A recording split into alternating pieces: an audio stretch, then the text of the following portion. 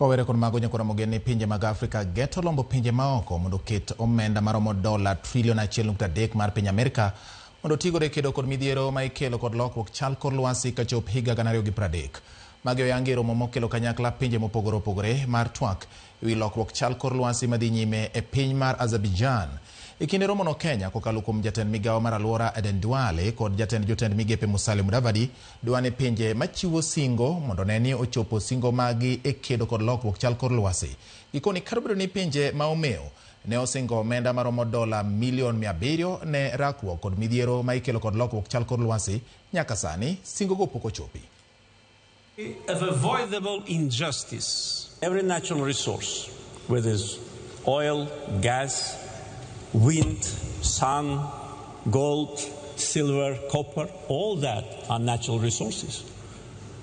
And countries should not be blamed for having them. Now we are bringing in as Africa a new financing mechanism of 1.3 trillion because the global south and most of Africa, we are the victims and the polluters are here.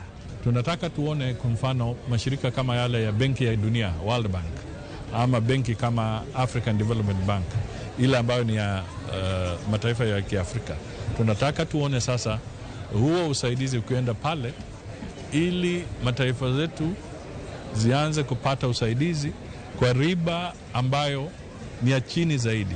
Tunataka sasa tutoke kwa hiyo hali ya kuzungumza tu. Tunataka tuone kabisa kwamba hizi pesa ama huu usaidizi sasa umefikaje kwa hizo mataifa kama Kenya na zingine.